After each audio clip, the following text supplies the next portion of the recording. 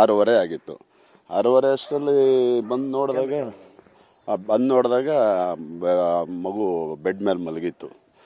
ನಾವು ಕೈ ಹಿಡಿದು ನೋಡಿದ ಪಲ್ಸೆಲ್ಲ ಏನಾರ ಇದೆ ಅಂತ, ಏನೂ ಇಲ್ಲ, ಕೈಯೆಲ್ಲ ತಣ್ಣಗಾಗೋಯ್ತು. ಸರ್, ಎಷ್ಟು ವರ್ಷದಿಂದ ನೋಡಿದ್ದೀರಾ ಮಗನಲ್ಲಿ? ನಾವು 1 ವರ್ಷ. ಆ ವ್ಯಕ್ತಿ ಇನ್ನೊಬ್ಬ ಹುಡುಗ ಬಂದಿದ್ದಲ್ಲ, ಜೊತೆ ಕರ್ಕೊಂಡು ಬಂದಲ್ಲ ಮಗನ, ಅವ್ರನ್ನ ಎಷ್ಟು ವರ್ಷ? ನಾವು ನೋಡಿಲ್ಲ ಸರ್. ನಾನು ರೀಸೆಂಟಾಗಿ ಈಗ ಒಂದು 2-3 ತಿಂಗಳಿಂದ ನೋಡಿರ್ಬೇಕಷ್ಟೆ.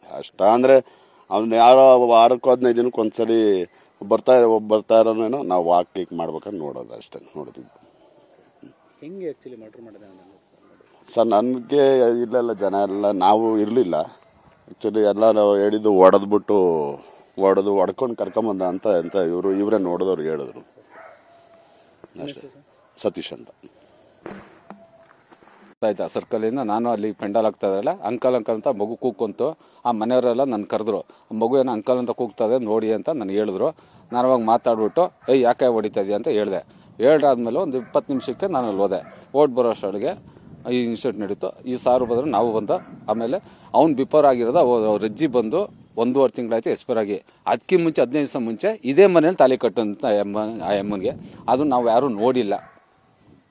ನೋಡಿಲ್ಲ, ಬಿಫೋರು. ಮೊದಲನೇ ಗಂಟೆ ಎಲ್ಲ ಅಂತ ನಮ್ಗೆ ಗೊತ್ತಿಲ್ಲ. ಇವನು 2ನೇ ಗಂಟ. ಏನು ಕೆಲಸ ಮಾಡ್ತಾರೆ ಅಂತ ಹೇಳಿದ್ರು. ಆ ಯಪ್ಪ ಏನು ಕೆಲಸ ಮಾಡ್ತಾರೆ? ಎಮ್ಮೆನ ಸರ್ ಏನು ಗಾರ್ಮೆಂಟ್ಸ್ ಏನೋ ಕೆಲಸ ಮಾಡ್ತಾ ಇದೆ ಅಂತ, ಎಲ್ಲ ಅಲ್ಯೂಮಿನಿಯಂ ಫ್ಯಾಕ್ಟ್ರಿಲಿ ಕೆಲಸ ಮಾಡ್ತಾರೆ ಅಂತ ಮಾಹಿತಿ ಇದೆ. ಅದು ಎಮ್ಮೆ ಎಮ್.ಕಾಮ್ ಓದಿದ್ದೀನಿ ಅಂತ ಹೇಳ್ತಾರೆ.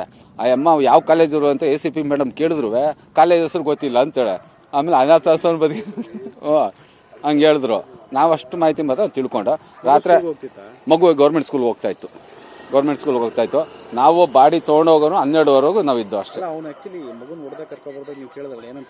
ಅದು ನನ್ನ ಮಗಳು ಅಂತ ಹೇಳ್ದ. ನಮ್ಮ ಮಗಳು ಅಂತ ಅಂದ್ಮೇಲೆ ನಾವೇನು ಮಾತಾಡೋಂಗಿಲ್ಲ. ಅಲ್ಲಿ ರೋಡಲ್ಲಿ ಮಗಳು ಅಂತ ಹೇಳಿದ್ಮೇಲೆ ಮಾತಾಡೋಂಗಿಲ್ಲ ಅಲ್ವಾ. ನಾವು ಅದಕ್ಕೆ ಮಾತಾಡೋದು. ಸರಿ ಆಯ್ತು, ಹೊಡಿಬೇಡ, ಕರ್ಕೊಂಡೋಗಪ್ಪ ಅಂತಂದ. ಅದಾದ 10-15 ನಿಮಿಷಕ್ಕೆ ಈ ಥರ ಮ್ಯಾಟ್ರ್ ನಡೆದೈತೆ. ನನ್ನ ಹೆಸರು ಶಂಕರೇಗೌಡ ಅಂತ.